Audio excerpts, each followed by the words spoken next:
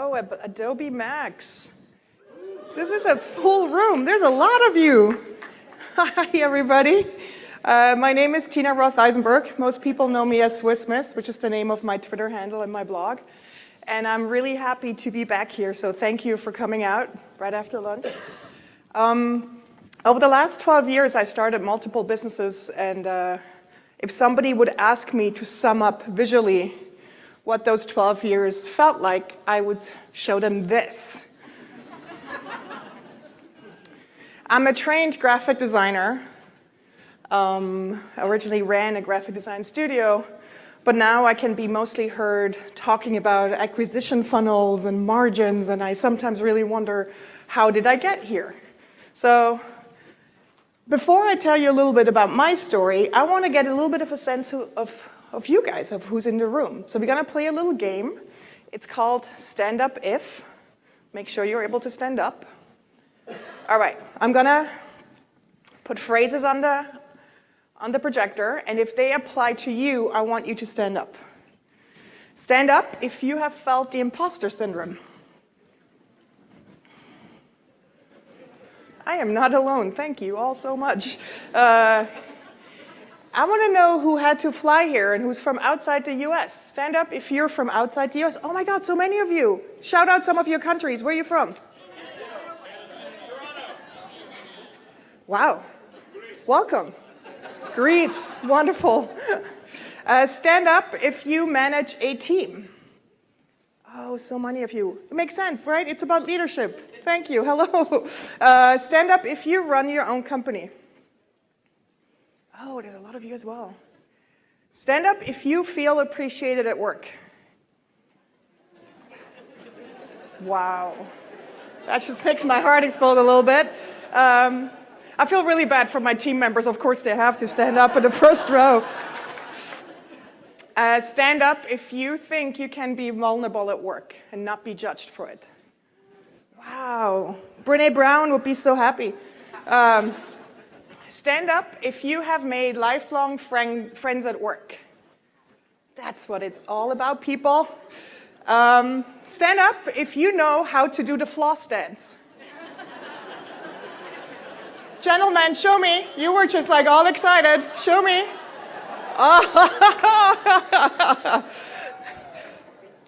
Stand up if you're sitting next to someone. This can also be behind or in front of you that you don't know. Say hi to that person. Introduce yourself.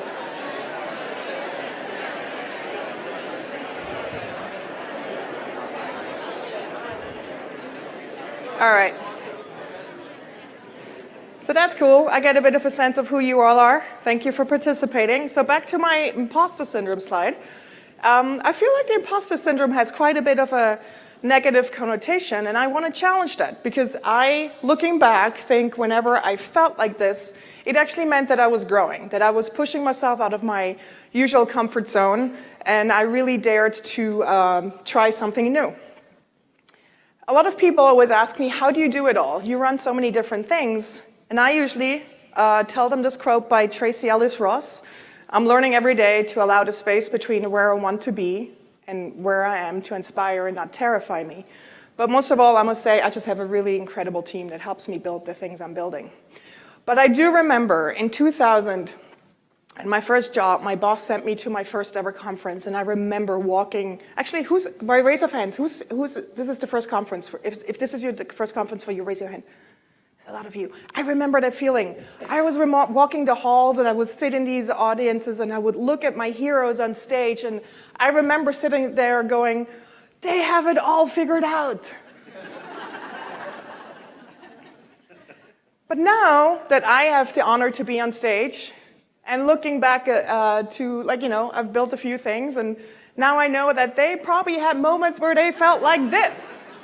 And I really wish my heroes back in the day would have been a bit more forthcoming with their own struggles. And I feel a bit of a responsibility here today to open the curtain a bit wider and also just let you in on, it's not always rainbows and kittens. So I want to tell you a bit about how I got here and why I am here the way I show up today. But just heads up, I might use some terms that might make some of you squirm in your seats a little bit. I will talk about karma and the universe and past lives and energy, and I just ask you for one thing. Don't label it, don't judge it, just sit it out, okay? Just try to have an open mind and open heart, and if it makes you really uncomfortable, I also give you permission just to leave, okay? No judging here. Ready? All right, this is mini me. Version 1.0 Tina Swissmas. By the way, this was not just a smart branding move to call myself Swissmas. I really grew up there. I earned it. I grew up in the northeast of Switzerland in a beautiful area called Appenzell. Green rolling hills and cows. And I was born and raised in Switzerland, and I was raised by two super entrepreneurial parents. And Appenzell, the area I'm from, was the first state that allowed holistic healers to set up shop. So I always say to Americans, I say it's a bit like Arizona of the States. And I grew up with a dad who was interested, that's my dad, that's me, who was interested in past lives. In fact, conversations over past lives over dinner were a normal thing to me. And my dad did past life regressions in our living room pretty much every weekend. And I was like little Tina, 6 or 7 years old, would run up to him afterwards and ask like, hey, what was Aunt Margaret in her past life? So that was very normal to me. It was also normal to me that we would have healers come to our house, we would visit mediums. The words Akashic Records were things I heard all the time. We talked about chakras. I read Elizabeth Kubler-Ross books when I was 12. For those of you that know what that is. And I'm just really, really grateful that I've been raised in such a spiritual and open-minded home with a sense that there's bigger forces at play. But when I was 20, I outgrew my home, literally, because where I'm from is known for that there's a lot of really short people, which clearly I never really fit in there. And I wanted to move to New York, to art school, which is something my parents swiftly shut down and said, if you want to go to art school, go somewhere in Switzerland. So I picked the city the furthest away, which Switzerland is so small, it's kind of hard. So I went to Geneva and then to Munich, and then in 1999, when I graduated and I was old enough just to declare I am going to New York and no longer asking permission, I booked a flight. So I was 2.5 weeks out of fulfilling my dream of moving to New York, even just for 3 months, when I hurt my back really bad, so bad, I had a herniated disc that I couldn't get up for a good week. And I got connected to this back specialist and said, Tina, you need an MRI, we need to see how bad it is. So I went to this place in Munich, and I remember going in there, all I was thinking is like, I want to go to New York, I want to go to New York. And for those of you that know, MRIs are really claustrophobically terrifying. So I was laying on this gurney, and I'm just about to be pushed into this tube, and because it's so loud, they put headphones on you. And the nurse comes up, and again, I'm laying there, I want to go to New York, I want to go to New York, I want to go to New York. And she puts headphones on me, and this song comes on. Now let's hope that the sound is working.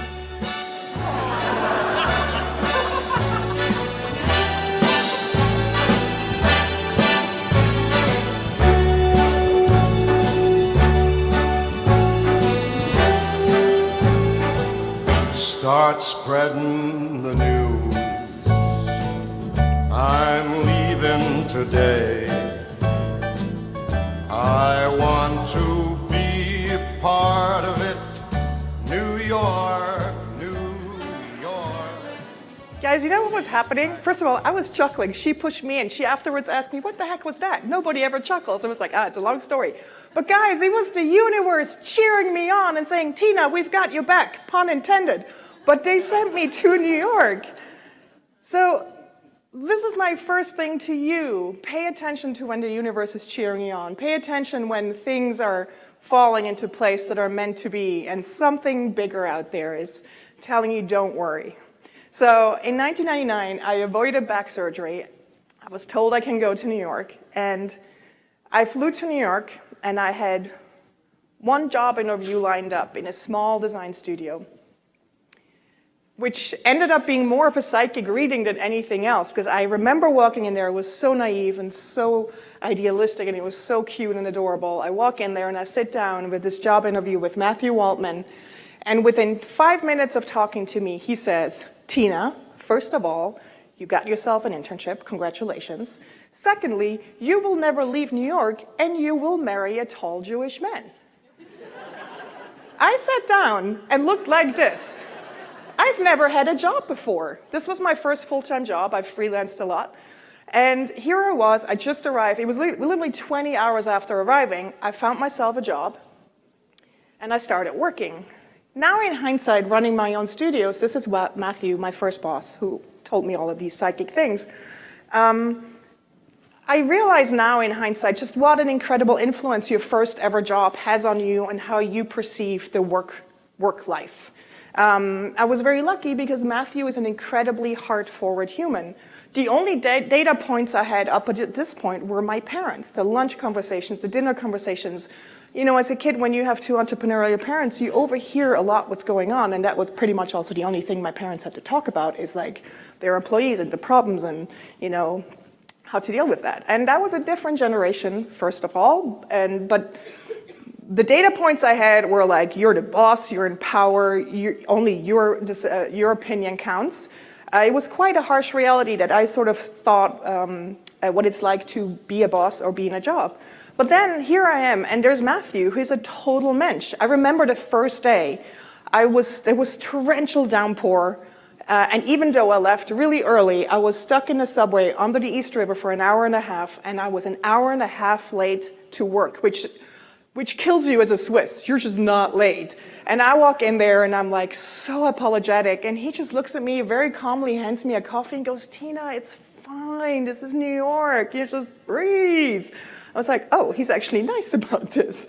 Or I had my cousin come visit over lunch, and he literally forced me to take a 3-hour lunch because he said family is so much more important than a job. Just, you don't see him often. Just like all these stories of him being just really kind and understanding and generous and open, and he was right, by the way. I married a tall Jewish man. By the way, taking the subway in a wedding gown in New York is great, and nobody cares. New Yorkers are way too cool to even flinch about that. I then also started the two best projects of my life. I gave birth to my daughter Ella and my son Tilo. I started my own design studio when my daughter was born. I started a co-working space called Friendsburg here. It's for creatives. It's a beautiful co-working community. I started a temporary tattoo company, more a joke than anything else, called Tattly. It quite unexpectedly turned into a healthy business. We're shipping tattoos around the world. We create custom tattoos for really cool brands, and we're paying a generous royalty to all the artists that we license the tattoos from. I started a community that I wish existed when I moved to New York, called Creative Mornings. Who here has attended a creative morning? Can you shout out what cities?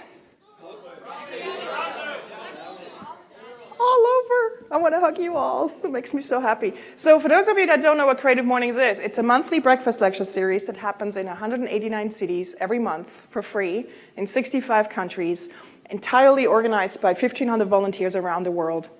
We get 20,000 people together every month. For those of you that were in the keynote today, those were 14,000. Now you add another 6,000. That's how many people get together every month for free. It's a global labor of love, and it makes me very happy. So, as you can see, I was living the seemingly superhero entrepreneurial life, but I wasn't, because to be honest, I felt more like this lady.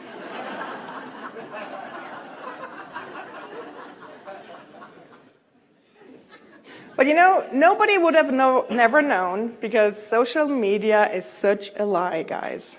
It really is. My husband and I were struggling in our marriage, and we couldn't fix it. And we were a really good team as parents. We were just not a really good team as a couple. So I knew for years in my heart of hearts that I had to accept that something's wrong, but I was fighting it. I was fighting the flow of life because I was terrified of the consequences, and I'm sure there's probably some of you in here that can relate to this. I was in real crisis personally, and Bertolt Brecht says is right. Crisis takes place when the old has not died and the new has still not born yet. But very oddly, on October 21st, 2015, I woke up with a sudden clarity. I still don't know what happened that morning, but very unplanned, I asked my husband to go for a walk after we dropped off the kids to school.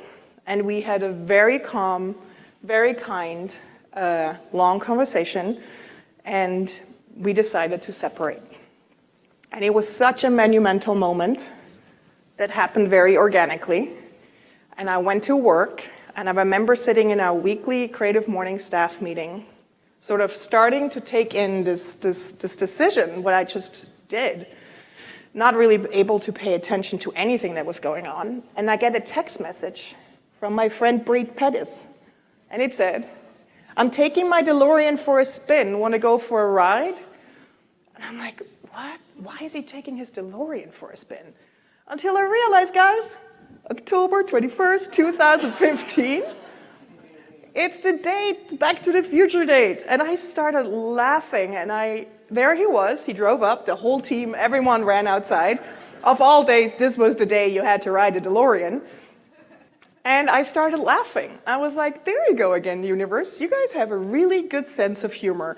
The day that I actually decide to listen to my heart and sort of step into my truth, you guys sent me a DeLorean and I can ride back to the future. They have a really good sense of humor.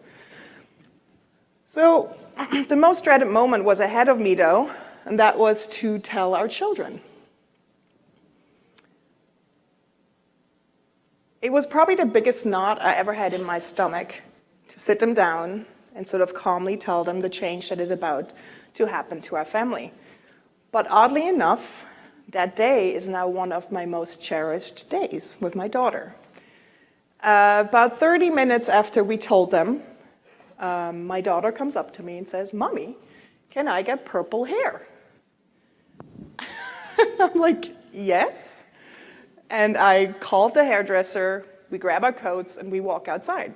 And on our way to the hairdresser, I look at her and I say, "Ella, you probably know that of all days ever, this is the only day I would say yes to purple hair."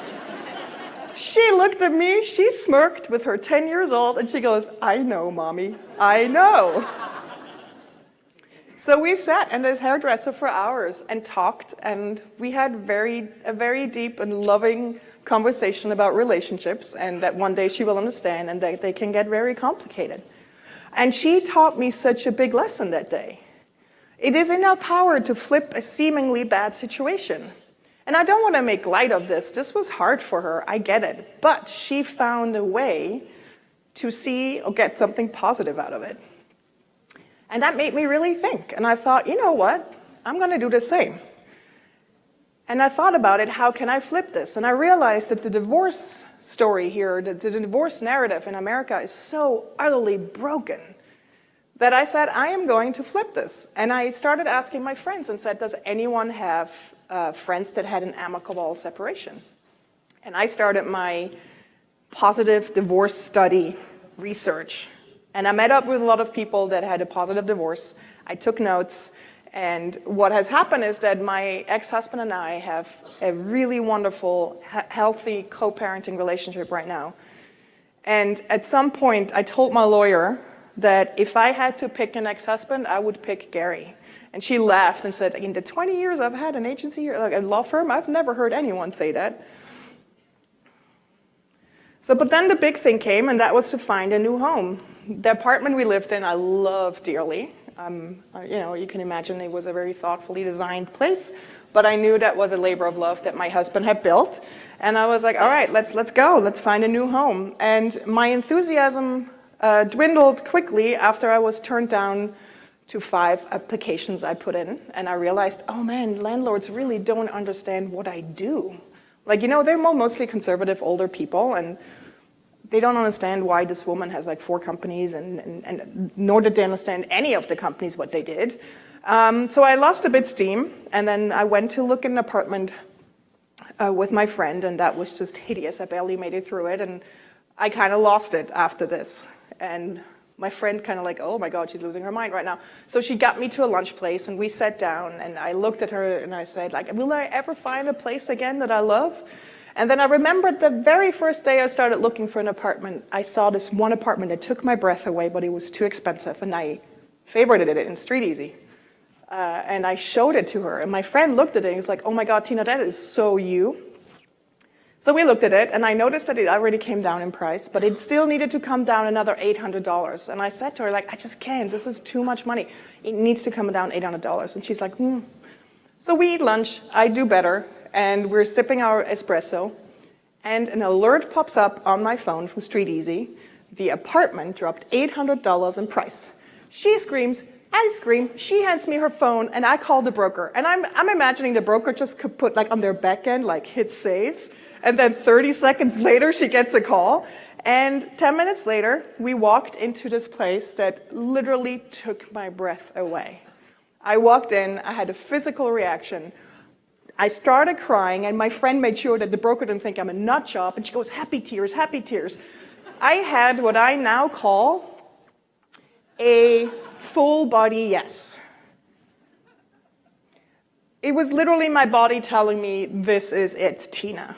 And I am now applying this term to everything I do in life.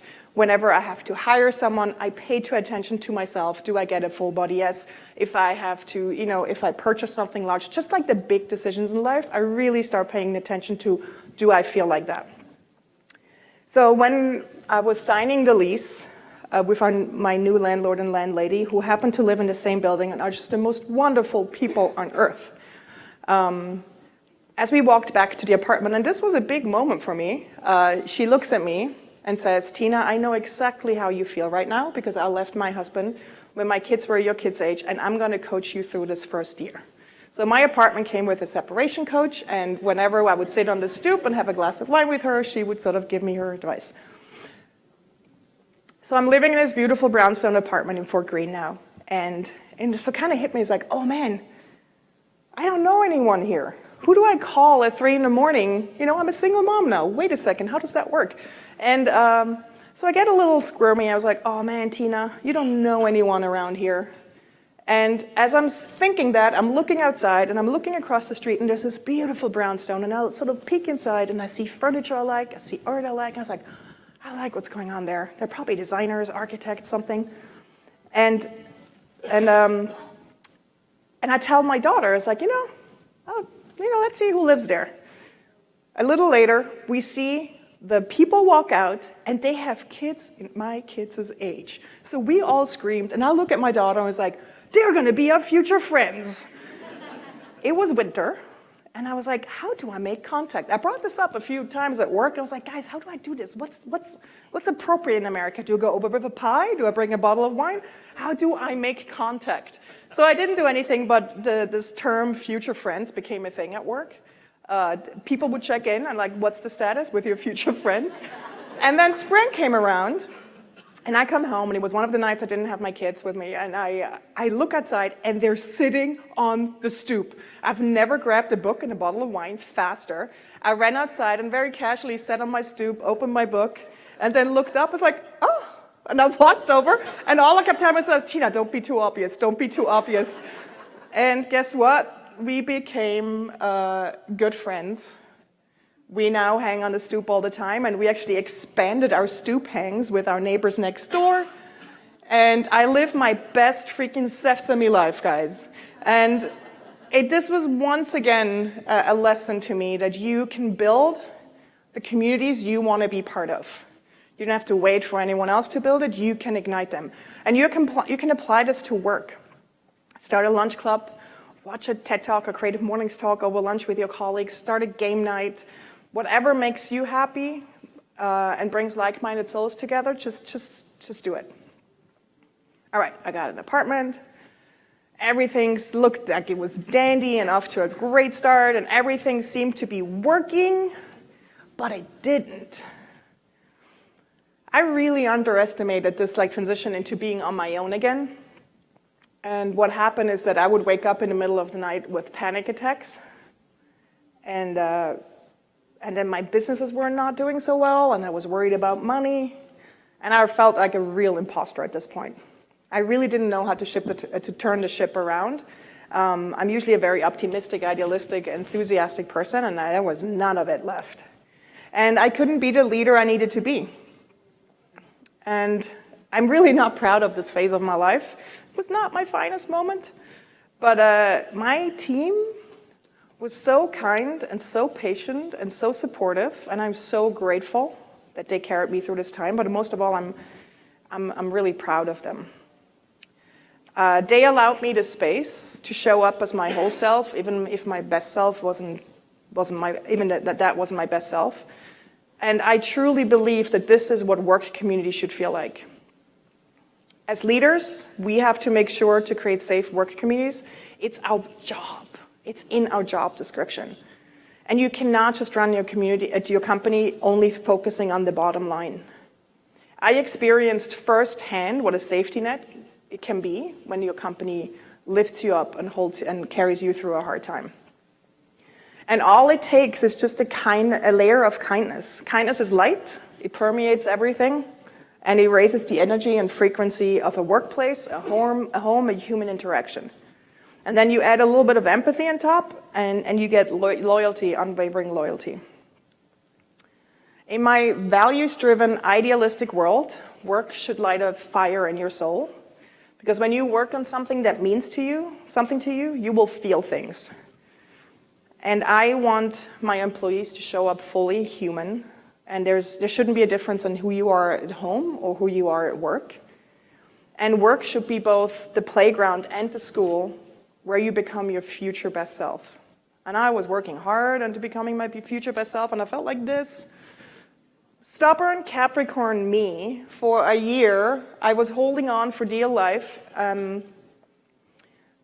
dreaded the nights with the panic attacks, and I just couldn't break out of my thought pattern and my fears and my imposter feeling, and I was just muscling through because that's what I've been taught all my life. And it never occurred to me that I could ask for help. I'm sure some of you can relate to that. And in December of 2016, my dear friend Jocelyn basically hit me over the head the third time and said, just make an appointment with my coach now, please. Just do it. And I did, just because I love her so much and I respect her so much. And I remember walking into the session going, what's this going to be? And I walked into this session with this intuitive coach, business coach. And I basically said, I don't really understand why I'm so stuck. And I kind of said, is it me? Am I causing this? And then he just grinned and he said, okay, Tina, let's look at this. So he looked at my life through an energetic lens, a spiritual lens. He recapped my past lives, how I operate energetically on a soul level. And I just sat there and I was like, oh, spiritual Tina is back. And, the beginning, that was here back again. And I asked him, why are my businesses struggling as much as they are, given that the love I pour into it and the love that my team pours into it? And over the past 2 years working with my coach, I've learned my most important lessons as a business owner and a leader of teams. And one of them, and I've never thought of it this way, is that every company has an energy just like you and every human has.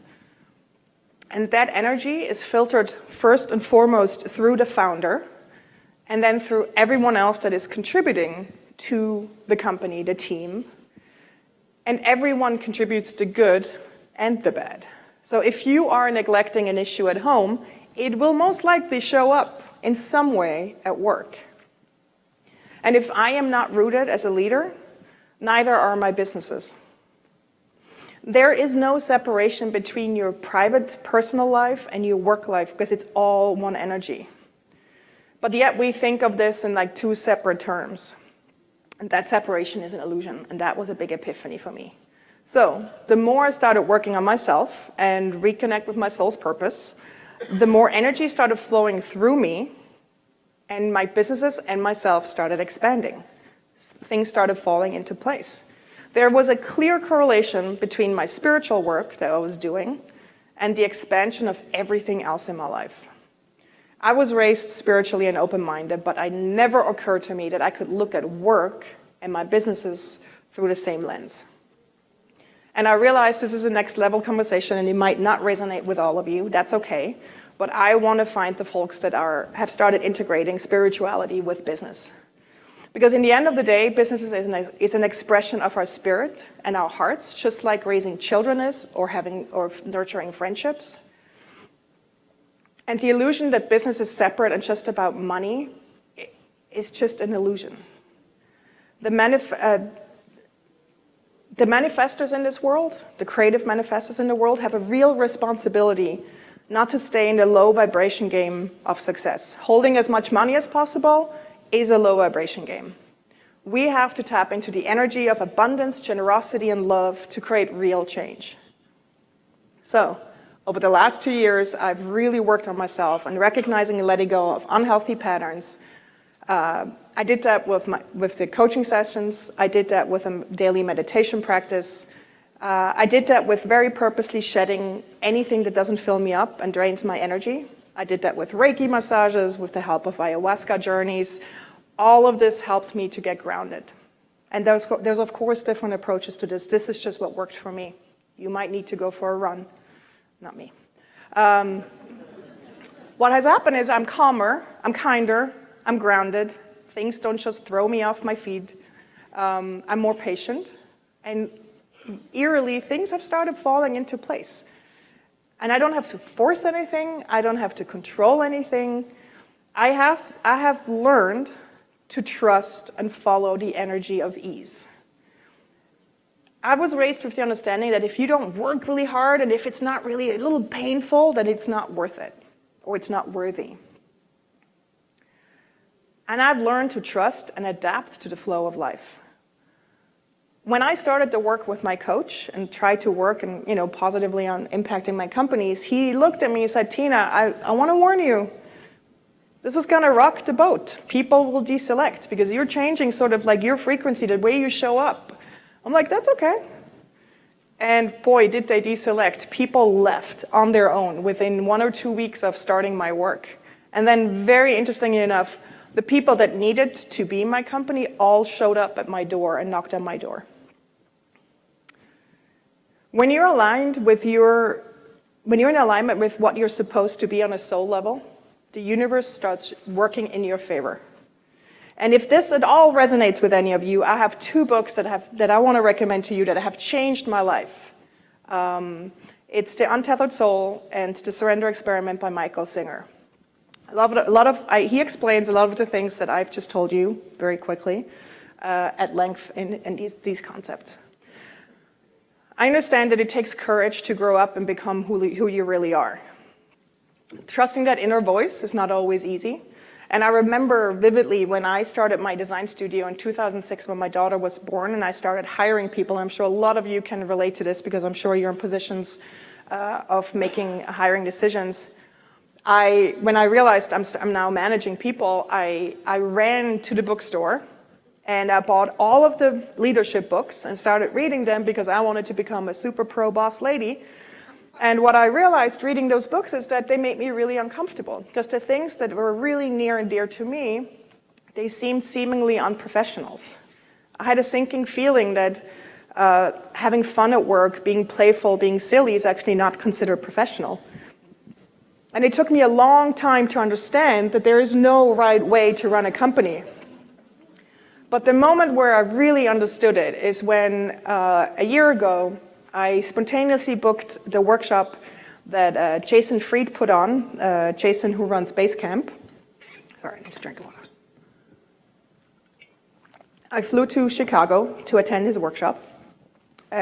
He puts this workshop on every few months. I can highly recommend it. It's called How We Work. I respect what Jason has built and how he built it and how he thinks about work environments. So I was sitting there and he's talking about his company. And I've been to his office multiple times. It's library quiet. And it kind of starts daunting on me like, wow, he's an introvert. So he's talking about the fact that if you want to go up to someone in his office and interrupt them, that you have to think long and hard about that because that's considered a bother. I just took a sip of coffee and nearly snorted out my nose because I was like, OMG, Jason will go crazy in my companies because we are loud and extroverted and we have the best ideas when we just go up to people and talk. And it hit me that he was running a company that is a dream come true for introverts. He is an introvert. He built an introvert's dream come true tool. And I realized that as a leader, you have to find your own style. There is no right way. I'm, for example, not your typical CEO. Personal Tina is the same as work Tina. I bring my personal values to work. I lead from the heart with a love for people. I work from the gut and often ignore numbers, very to the chagrin of our CFO. Joy and generosity are part of my business strategy. I lead with a whole lot of trust, maybe sometimes too much. I put people over growth. I put purpose over profits. I truly believe that leadership is not the result of reading a book, but it's showing up with your lived experiences, no matter how unusual they might be. And I truly believe that companies have the power to transform society and transform lives. Because when you create an environment where people feel safe and heard and appreciated and welcomed, they go home and they're better spouses and moms and better dads and just better members of society. So I want to give you just a few simple examples of what we do in my companies to create a heart-forward work environment. And I understand that you might be in completely different environments and they might not work, but they might trigger an idea for something that works for you. And again, I said it before, I believe that work should be playful and fun. Work should be both the playground and school for where you become your future best self. And so here's some of the things we do. When you show up at our door, you are greeted with this. It's become one of people's favorite selfie stations. Whenever I walk up to work and I see people looking in the mirror and taking selfies, I'm really happy about that. When you start working for us, there's chances that you will be greeted with a confetti heart on your desk. We love dogs. I am convinced that dogs make work environments better. I mean, no, really, we love dogs. I mean, seriously, we love dogs so much. In fact, Ginger proofreads every email that Kyle, our Creative Mornings COO, writes. We have an office wing. You would not believe how much joy this thing can bring. We take lunch really seriously. I have an absolutely strict zero desk eating rule. Lunch is where beautiful conversations happen. And I always tell people when they start working for me that you don't just take a job. You start working with me, then you enter a new community and you will probably make lifelong friends. One of my favorite things we do is called Cherries and Pits. Every Wednesday when we have our weekly Creative Mornings check-in, we go around the table with what we call Cherries and Pits. And basically what it is like you share something positive that happened this week and something negative. And our newest member, Catherine, who has a background in law, mentioned that in the beginning, she thought that Cherries and Pits had to be sort of semi-professional, work-related, and went along with it. And then she realized after a few weeks that, oh my God, no, this doesn't work. The more personal, the better. And the more human, the better. And it took her a few weeks to drop the wall that she was trained to keep up in her former career as a lawyer. And I'm a big believer that when you get to know people, when you start understanding a bit what's going on in someone's life and what's happening in their life, you're a better team. You work better together. When I was on vacation last summer, my team sent me a selfie during their meeting saying they miss me, which is so simple and so beautiful. We have really fun Slack channels. One is a bit overheard funny stuff people say in the office. And then also we just share really silly photos, stuff that's happening in the office. We have a monthly happy hour with mini talks where people can raise their hand and say, like, I want to talk about, my latest obsession, a project I've been shipping, a personal project, whatever it is. It's so simple. These presentations are super lightweight. We serve wine and cheese, and it's a really nice way for the community to get together. Our COO at Creative Morning started a Friday wine down, where we just sit on the fire escape in Brooklyn and wave at people that are on the way to the weekend. And then we leveled it up. A few weeks ago, we had a fire escape jazz concert. We have a really cool landlord he basically, when I asked him if we can do this, he just said, if the firemen show up, just run in and deny everything. I was like, yeah, okay. We have had Lego set challenges where we assembled Lego sets together and drank wine. We have game nights, which my kids really, really love. And by the way, if you want to do a game night, I highly recommend the Telestration game. It's the best game ever. We take birthdays really seriously. I don't understand why people don't celebrate companies' birthdays more often with custom piñatas and all. Did I say we love dogs? I hired puppyparty.com. We got 3 puppies for an hour. It was like the best $250 I've ever spent in my professional career. We have a prop box because sometimes you just need a Viking helmet to respond to certain emails. But these little sprinkles of joy, they also translate into our products. For example, on Creative Mornings, you can sort the cities by rainbow. It has 0 functionality, it just looks cute. When you like a video on Creative Mornings, it rains hearts. I highly encourage my team to include GIFs in their out-of-office message. I don't understand why our out-of-office messages are all so boring. Make it something funny. And then, of course, the infamous confetti drawer. I'm a true believer that every business needs a confetti drawer. Makes everything better.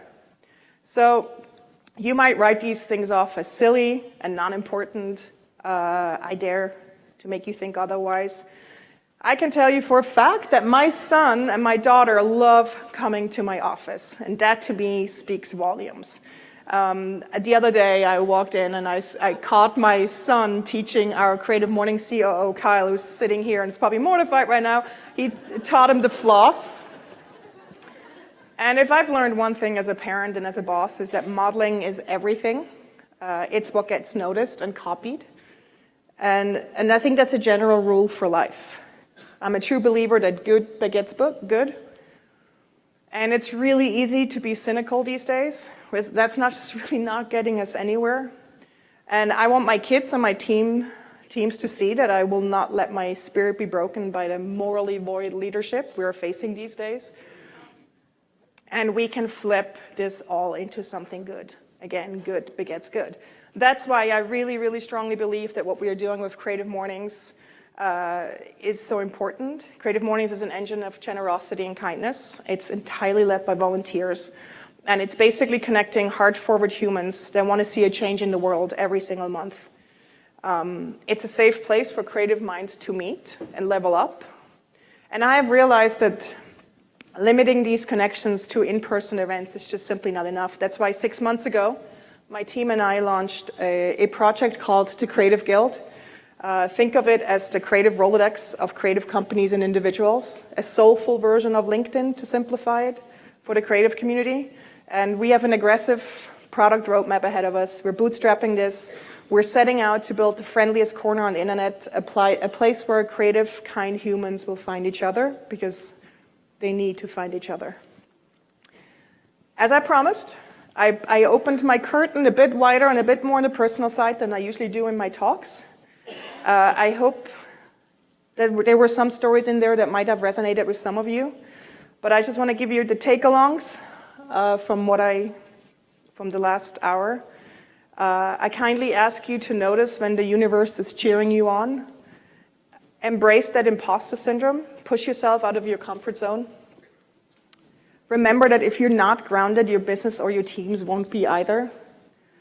If you don't deal with problems, they will show up in some other way in your life. Get rid of anything or anyone who saps your energy. Be ruthless about that. Remember that people are lonely. Create the intentional communities you want to exist in the world. Pay attention to that full body yes next time you have to make a really important decision. Find ways to sprinkle joy into everything you do. Find an 8-year-old to teach you the floss dance. If you're in Brooklyn, I can volunteer my son. And take care of that gentle heart of yours. Just be really good to yourself. Thank you.